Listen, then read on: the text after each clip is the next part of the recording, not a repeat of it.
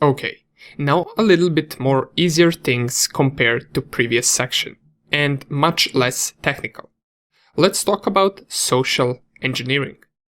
So we already mentioned and talked about it in some of the previous lectures, but right now let's dive a little deeper into it. What is social engineering and why can it be a bigger problem than you might think? Well, see, the vulnerabilities don't always have to be technical, and in many cases they aren't. Sometimes hackers can use social engineering in order to get what they want. This can be any type of information, from passwords to emails to any information regarding company's progress or next move. All of this can both be technical and not. See, we already saw an example of a phishing vulnerability. We ran some tool which created a fake web page for us that looks exactly the same as the real one, and if the person that we sent the fake web page to didn't pay much attention to it, they wouldn't notice it being fake and they would input their credentials there and we would have their username and password. But besides sending fake web pages, the attacker can also send fake emails. The attacker can spoof the email to look like it's coming from someone that the target might know. Perhaps attacker makes it so it appears as if the email is coming from one of the employee's boss.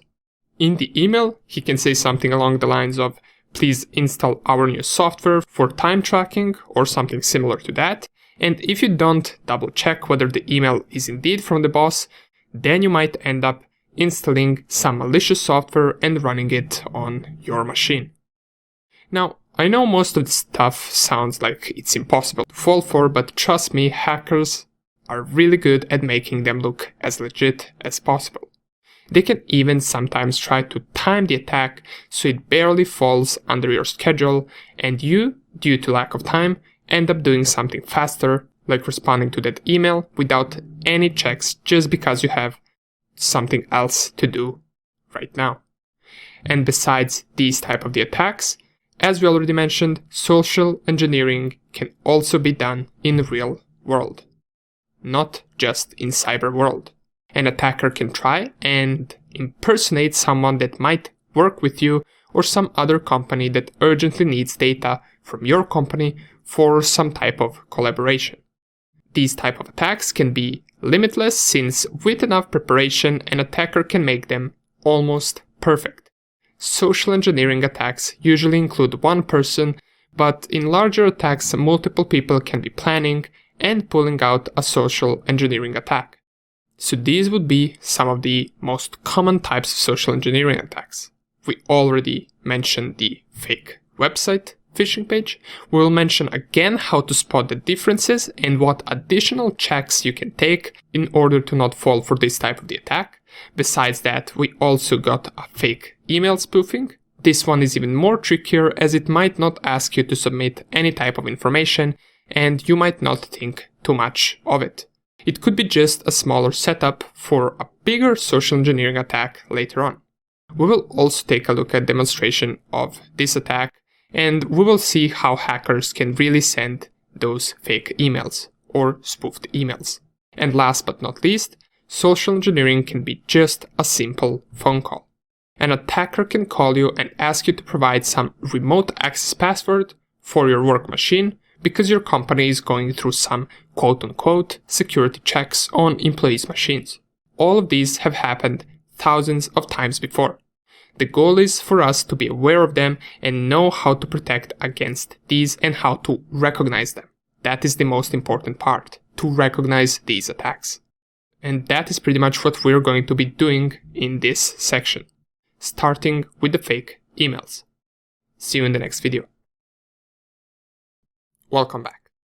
We discussed most common social engineering attacks, but now let's take a look at how we can prevent and how we can recognize when these types of the attacks occur. Let's start off with fake spoofed emails. So I found this cool article on this website which kind of explains it really well, how you can detect a phishing email. So phishing emails are usually sent for you to enter some type of information, to download some type of software, or to give any type of important information out to the person that's trying to target you. Here, this website goes through 5 simple steps to detect a phishing email. And after we go through these 5 steps, I'm going to show you how we can send a fake spoofed email from Kali Linux, just so you can see how hackers really do it. Okay, so the first step that we got right here is the message is sent from a public email domain. Now, this is an important one. Bigger companies will never send you an email from @gmail.com. Most of those bigger organizations will have their own email domain, and you will see the email ending at their email domain. Usually the domain will be the name of their company. Okay, so this is an important one. So if you're, for example, getting an email from Facebook or PayPal or any bigger platform, it will never end in @gmail.com. That should be the first sign. Here we have an example of a fake PayPal phishing email, and there are a few things wrong with this. First one, if we check the from part right here, it gives a fake PayPal address. PayPal address will never be paypal@noticeaccess273.com. The second thing is that platforms such as PayPal usually never talk to their customer by typing "Dear Customer." They will refer to you with your full first and last name. In case you even get an email like this from PayPal or any other bigger company and you're not sure whether it's phishing or not, just go straight to the website and log in, and never log in through these links on emails. Since if this is a phishing email, then this login button will also lead to a phishing page. Okay, you can read through all of this. This one is another step that's common. The domain name is misspelled. Now this can either be intentionally or by mistake. Usually this misspelled part is in the website name itself. As it says right here, the hacker can't really buy the exact domain that's already registered. He can add a letter or 2 double letters, and you as a user might not notice any difference, but you should always check whether the link is legit. Okay. The next thing that we have is that the email is poorly written. Now, this is mostly if the attacker comes from a country where English is not their main language. Bigger companies will never send you an email with poorly grammar and poor spelling. So if you see something like that, it's most likely a phishing email. The next thing, and that's also an important thing, is that it includes suspicious attachments or links. If you're not sure whether the email is phishing or not, never ever download those attachments. It could be malicious software.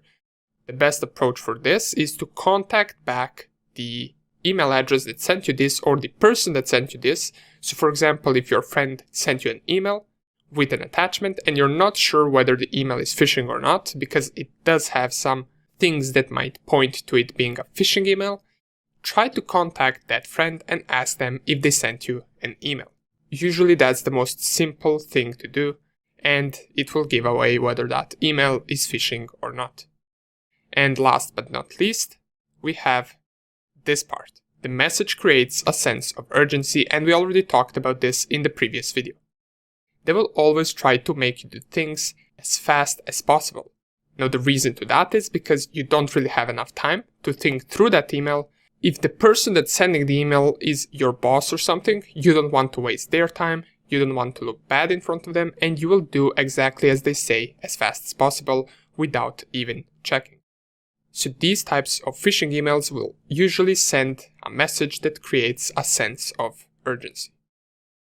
Now, these are some of the simple 5 steps, but now let's look how hackers can actually send these type of emails. The command is simple. I have it open right here. For this specific case, I'm going to use send email tool from the terminal, and all I have to do is type -F option, which simply allows me to specify any email that I want to send this email as. So in this case, I'll send it as random email @gmail.com. The -T option is simply to who am I sending this email, and these are just parts of email such as message and such as heading. Of course, to be able to send this, we also need a server that sends these emails, and I recommend using this one so that the email doesn't end up in spam folder. Now, I will show you how to send with this sendgrid.com, but I already use my free account. If you want, you can sign up and check it out. All you have to do is add to this command -s option and specify their server over which you want to send this email from. Without it, it will still send the email, but in most cases, if you log in to this target@gmail.com, this email will either finish in the spam folder or it will not reach the target@gmail.com at all in some cases as well. So hackers will mostly use these tools and combine it with something like SendGrid to make it look even more legit. Nonetheless, this is how easy you can send a fake email just over terminal in Linux, and we covered some steps on which you should keep an eye on, but that's about it for the email spoofing. I will leave some more resources down below that you can take a look at, and I will see you in the next lecture. Hello and welcome back. So in previous lecture we talked about basic preventions against phishing attacks over email. Now let's talk about a little bit more detailed prevention and how we can actually approach the phishing attacks from a cybersecurity perspective.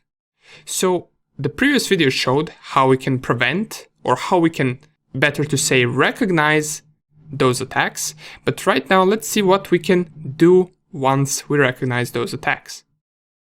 So there are a couple of things that we can do, especially with phishing websites, but let's start off with emails first.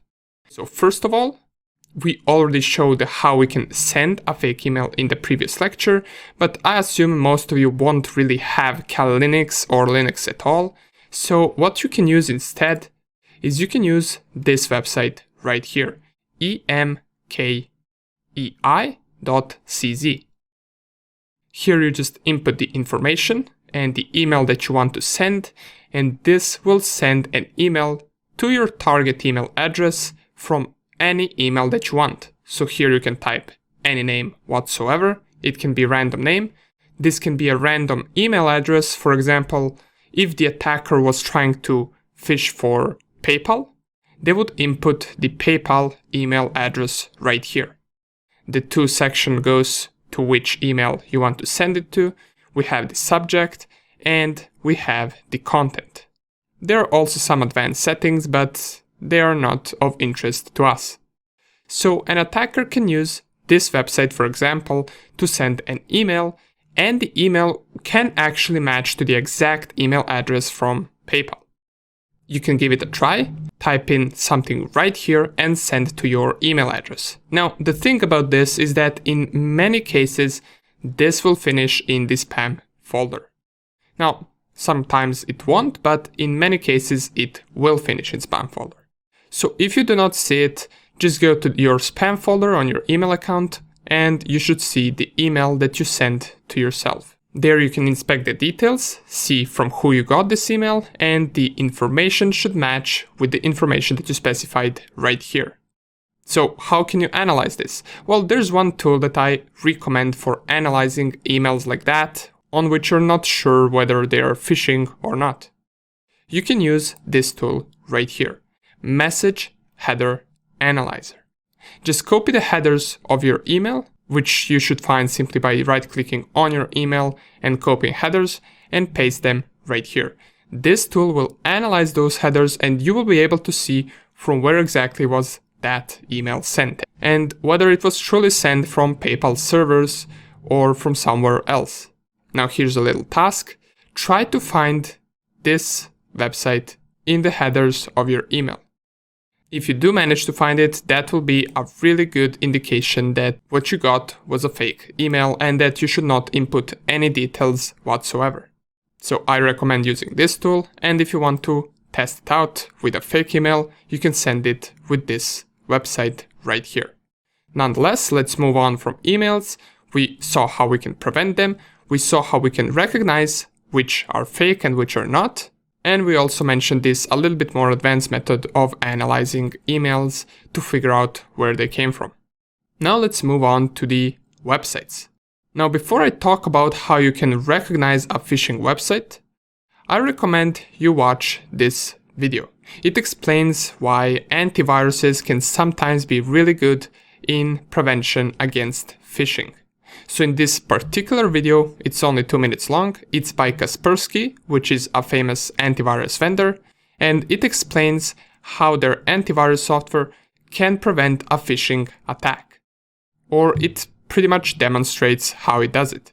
And that would lead us to the first thing. A good antivirus will most likely be able to catch a phishing attack, even if you don't. So having a good antivirus is number one thing to do in case you're afraid of being a target of a phishing attack. But we will talk more about antiviruses later in the course. For now on, let's talk about how we can manually check whether a site is phishing or not. So what I have right here is the official PayPal website. So this is not a fake PayPal. And we can see that by checking out the domain name. This leads us to our first thing in prevention against phishing. If you're manually checking the website, always first check the domain that you are logging into. If it has one different letter, or if it has more letters than it should have, or if it completely spells something else, then it's 99% a phishing attack. For example, if there was a site PayPal with 2 L's at the end.com, you might not be able to notice it if you don't check out the domain, and you would type in your details, but that would be a phishing URL. Another thing to keep an eye on, which we most likely covered before, is to check whether the site is HTTPS or HTTP. Now, usually phishing sites will be HTTP, but this is not a must. Sometimes you will have phishing websites that are also running HTTPS and that have this lock right here. The third thing is same with the email. Double check for any errors on the page. It could be spelling errors, it could be logo errors, it could pretty much be anything that might give away that this is a phishing page. And for more advanced people, you can analyze websites with a tool called burpsuit. Now this is the burpsuit window. This is a pretty large tool, so we will not be explaining it. If you're interested in how to analyze websites and how to use this tool, I actually cover that in details in the website penetration testing course. But you can have a look at this tool and use it in order to analyze websites in more details. You will have to set it up with your Firefox. It takes a couple of options to do that. And then you can intercept requests and look at their responses, as well as the HTML code and the request and response headers. And why would you want to analyze a phishing website? Well, perhaps you want to poke around and figure out whether the phishing website was set up correctly. Sometimes we also want to catch who is phishing us. And in many cases, phishing websites might be set up incorrectly. They might have some additional files in the web server directory that should not be accessed with. They might even leak the source code of their phishing page, which might lead us back straight to them, and we can figure out where are all of these informations that we input being sent to. Now keep in mind that these websites that usually fish for information such as passwords sometimes block certain IP addresses that usually belong to security vendors in order to not be discovered or taken down. That is usually what allows them to stay up that long, and that is usually also what allows them to not get recognized so easily by some antivirus softwares and security vendors. So let's recap real quick. If you want to analyze an email address, you can send a fake one using this website. You can analyze the headers with this website, and if you want to analyze a phishing page, or you want to figure out whether that page indeed is a phishing page, first thing, check domain. Second thing, check whether it's HTTP or HTTPS. The bigger websites will always be HTTPS no matter what. You will never see PayPal or Facebook over HTTP. Third thing, check for some inconsistencies within the page, such as spelling errors or any type of errors that might indicate a phishing attack. Step number 4, if you want to analyze more into the website, you can use tools like Burpsuit to analyze every packet that you send to this website and every response that you get back. And sometimes if the phishing website is set up improperly, you might be able to figure out what its source code is and where its details are being sent to, therefore being able to catch the person that's trying to phish you. Okay, so these are pretty simple stuff.